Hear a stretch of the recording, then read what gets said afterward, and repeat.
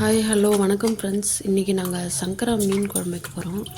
இந்த மீனில் பார்த்திங்கன்னா அந்த கண்ணுக்கு நடுவில் அந்த சைட்லலாம் நிறைய பெறால் இருக்கும். ஸோ அதெல்லாம் சுத்தமாக நம்ம விரலில் சொரணும் அப்படின்னா இந்த மாதிரி வந்துடும். தண்ணியில் கொஞ்சம் நேரம் ஊற வச்சிங்கன்னா டக்குன்னு வந்துடும். அதுக்கப்புறம் நல்லா கழுவிட்டு அதில் உள்ளே இருக்கிற வேஸ்டெல்லாம் எடுத்துட்டு அதுக்கப்புறம் மீன் குழம்பு வச்சிடலாம். ஃபஸ்ட்டு நான் அதுக்கு பூண்டு ஒரு 10 பல் போட்டு நசுக்கினேன். இதில் வந்து தனியா, ஜீரகம், மிளகு, காஞ்ச மிளகா இதெல்லாம் வந்து ஃப்ரை பண்ணிவிட்டேன்.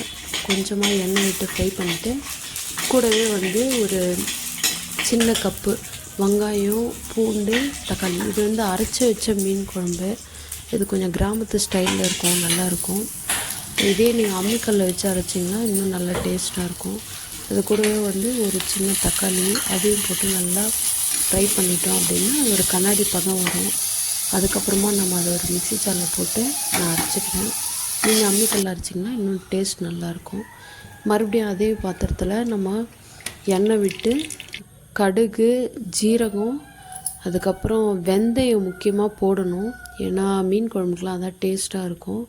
ஸோ கம்பல்சரி வெந்தயம், கறிவேப்பிலை, நெக்ஸ்ட் வந்து பூண்டு போட்டுட்டிங்க அப்படின்னா கொஞ்சம் ஒரு 10 பல் நல்லா தட்டி போட்டிங்க அப்படின்னா டேஸ்ட் நல்லாயிருக்கும். ஸோ பூண்டு தான் எப்பயுமே மீன் குழம்புக்கு முக்கியமானது உண்டு. இதில் நான் ஒரு 1/2 டீஸ்பூன் மிளகு போட்டிருக்கேன். ஸோ அது ஒரு விதமான டேஸ்ட்டாக இருக்கும். அதுக்கப்புறம் ஒரு 3 வெங்காயம், பெரிய வெங்காயம் அதையும் நறுக்கி வச்சது போட்டு நல்லா வறுத்து எடுத்துக்கலாம். மீன் குழம்பை பொறுத்த வரைக்கும் வெங்காயம், தக்காளி எந்த அளவுக்கு வதங்குதோ அதுக்கு பொறுத்து தான் அந்த டேஸ்ட் வந்து நல்லா எடுத்து கொடுக்கும். கல்லுப்பு போட்டிருக்கோம்.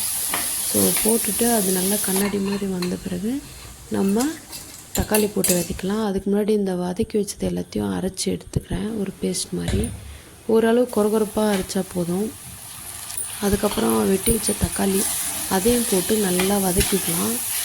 வெங்காயம், தக்காளி நல்லா அந்த பச்சை வாசனை போகிற அளவுக்கு நல்லா ஃப்ரை பண்ணிட்டீங்க அப்படின்னா டேஸ்ட் நல்லாயிருக்கும். அதுக்கப்புறம் வந்து பார்த்திங்கன்னா கொஞ்சமாக வந்து இந்த அரைச்சி வச்ச மசாலாவை போட்டுருவோம். போட்டு அதையும் நல்லா மிக்ஸ் பண்ணி ஃப்ரை பண்ணிக்கோங்க. அதில் இருக்கிற பச்சை வாசனை ஆல்ரெடி போயிட்டுருக்கோம், இருந்தாலும் இன்னும் நீங்கள் வதக்கும்போது நல்லா டேஸ்ட் கிரேவி நல்லாயிருக்கும். அதுக்கப்புறம் வந்து நம்ம இது கூட வந்து ஒரு 1/4 டீஸ்பூன் மஞ்சத்தூள், மிளகாத்தூள் பொறுத்த வரைக்கும் எந்த அளவுக்கு புளி எடுக்கிறீங்களோ, ஒரு எலுமிச்சம்பழம் அளவுக்கு எடுக்கிறீங்க அப்படின்னா ஒரு 2 பெரிய டீஸ்பூன் அளவுக்கு மிளகாத்தூள் சேர்த்துக்கணும். நாங்கள் வந்து வீட்டில் அரைச்ச குழம்பு மிளகாத்தூள் தான். இதில் தனியாத்தூள், மிளகாத்தூள்லாம் தனியாலாம் கிடையாது. வருஷத்துக்கு ஒரு தடவை நாங்கள் நல்லா அரைச்சி வச்சுப்போம். வடகம் இருந்ததுன்னா அதுவும் நீங்கள் சேர்த்துக்கோங்க, தாளிப்புக்கு நல்ல டேஸ்ட்டாக இருக்கும். இப்போ கொஞ்சமாக தண்ணி விட்டு நல்லா கொதிக்க விடலாம். நாங்கள் வந்து பார்த்திங்கன்னா வடகம், மிளகா, தனியாலாம் நல்லா காய வச்சு அரைச்சி வச்சுக்கோம். 1 வருஷம் வரைக்கும் நல்லாயிருக்கும்.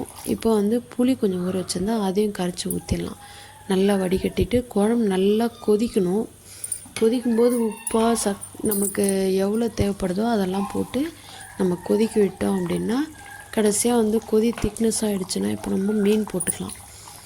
மீன் போட்டுட்டு ஒரு 10 மினிட்ஸ் கொதிச்சதுன்னா போதும்.